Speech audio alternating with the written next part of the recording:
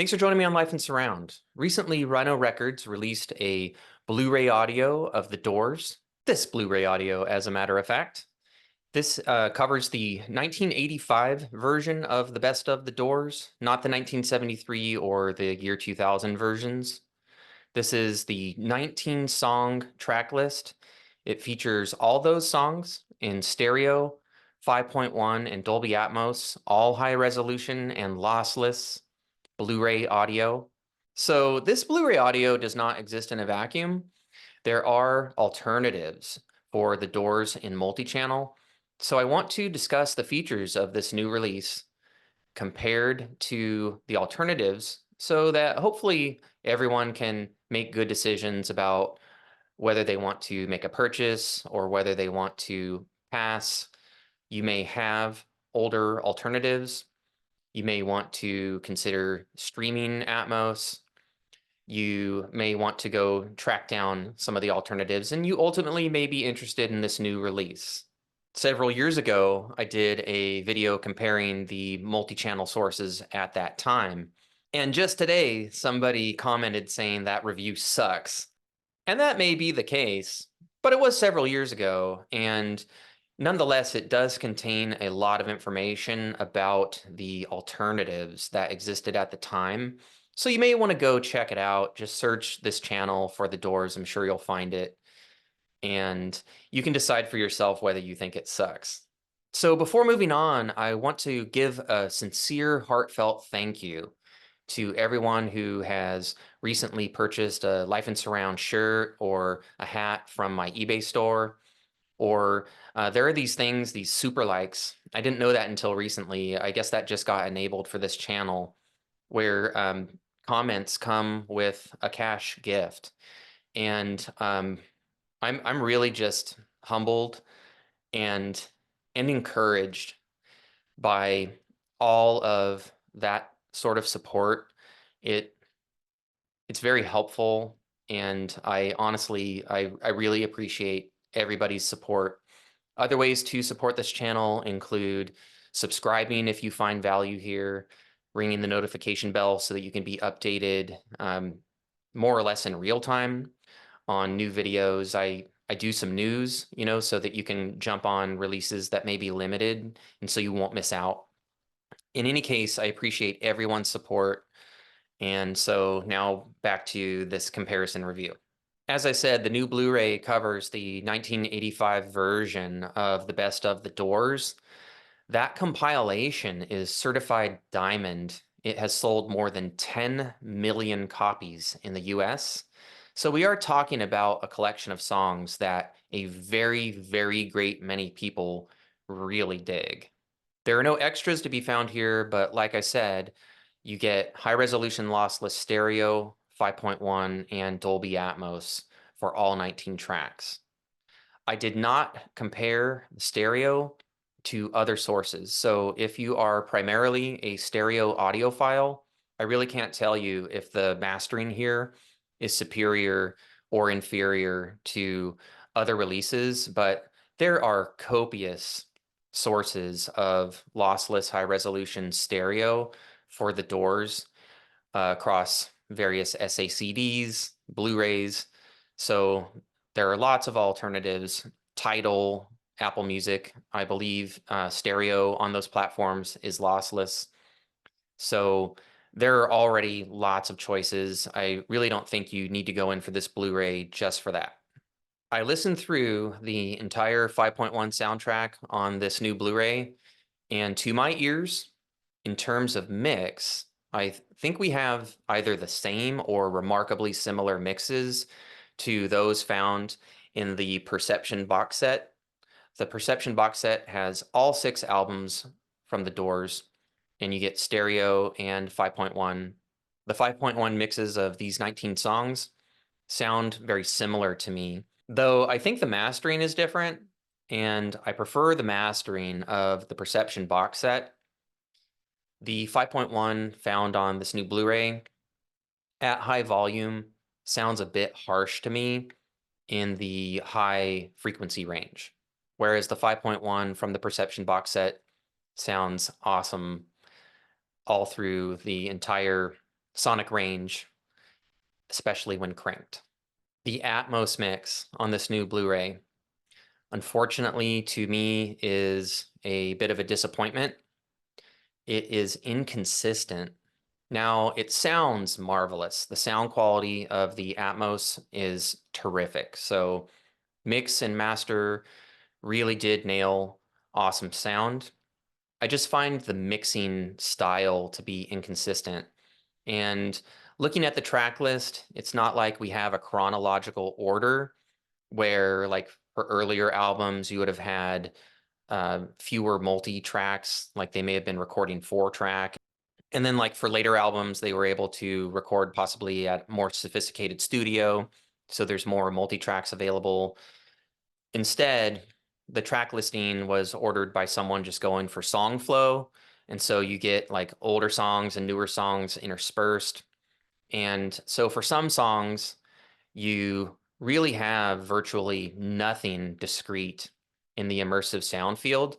The discrete elements are in your front, left, and right, and also in your center. So you essentially have discrete 3.1 with 8 additional channels of reverb that sort of sounds like it was generated in a garbage can, like if you go put your ear up to it.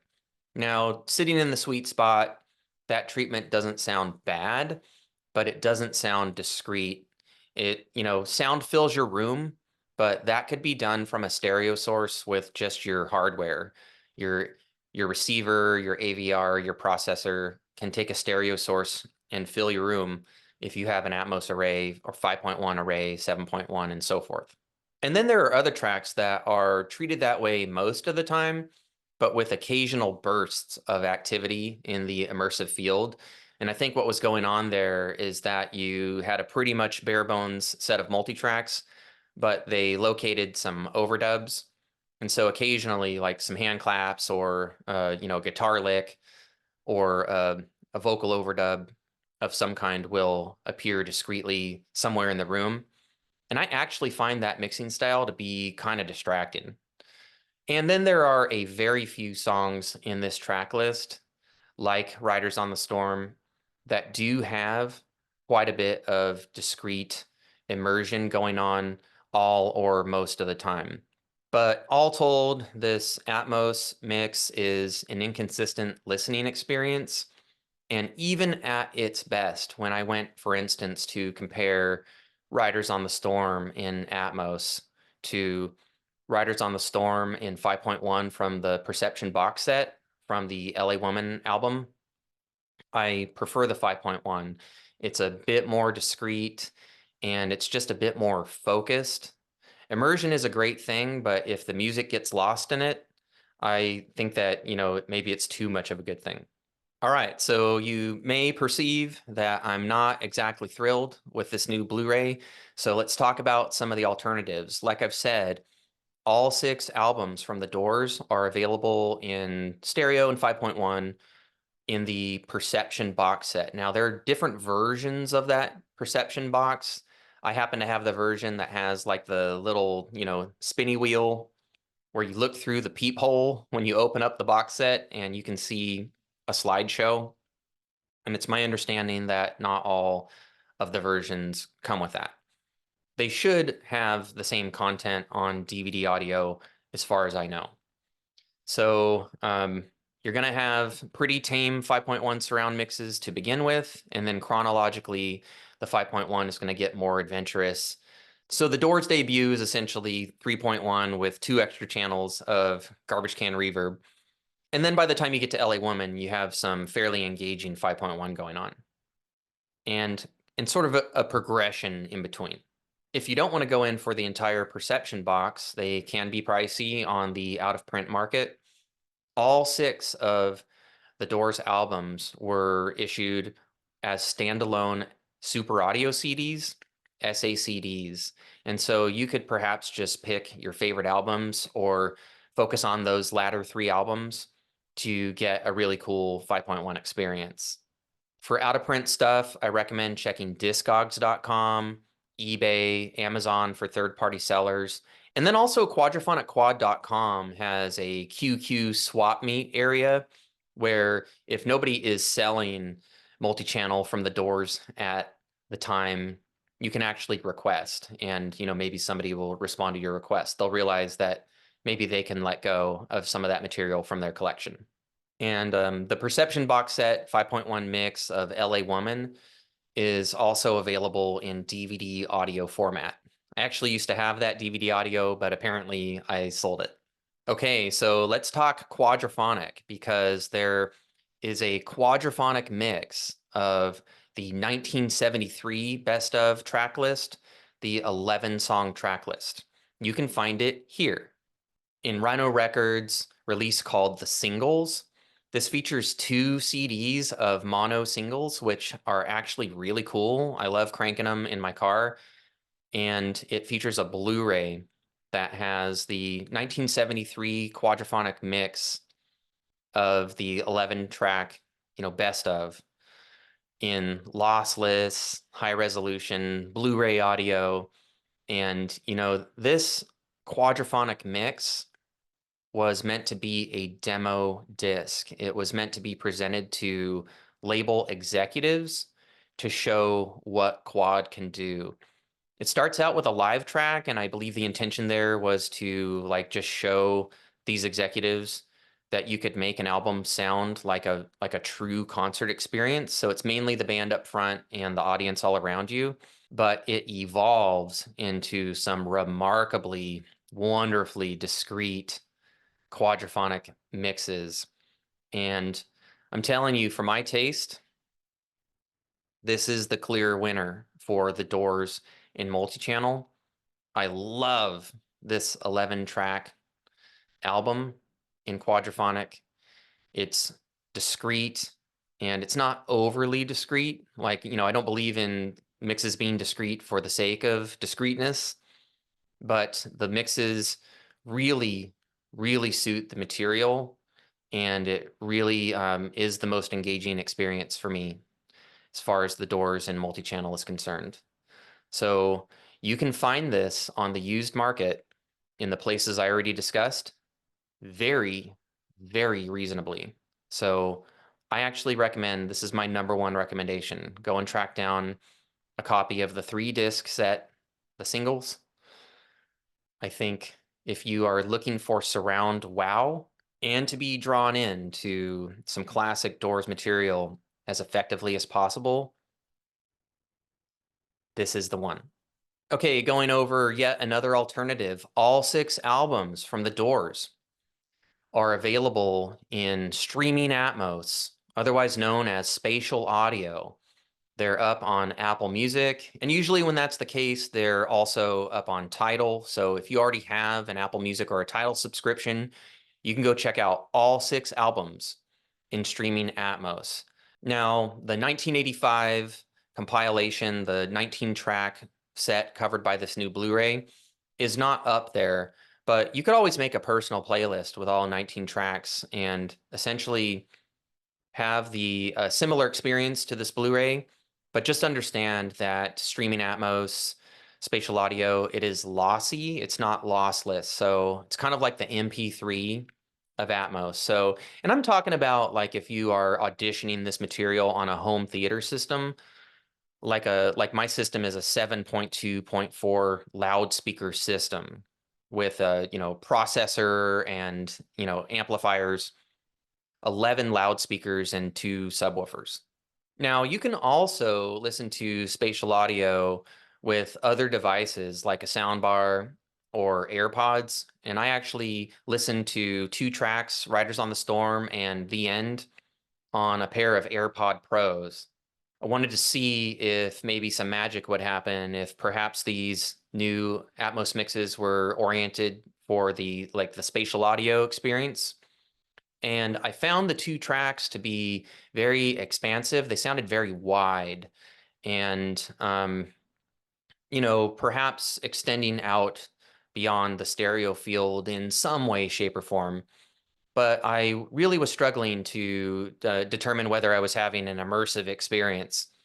So I went and pulled up the Atmos mix of Don't Dream It's Over, the Steven Wilson Atmos mix of Don't Dream It's Over by Crowded House. And wow,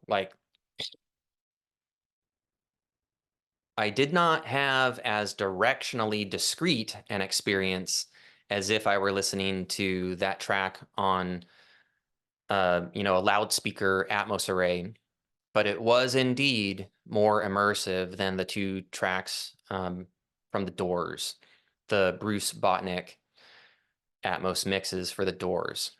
So, not all spatial audio experiences are equal. Not all streaming Atmos experiences are equal. So, I really just don't think we have exemplary, outstanding Atmos mixes for these Doors albums, or for the 19 tracks on the new Blu-ray.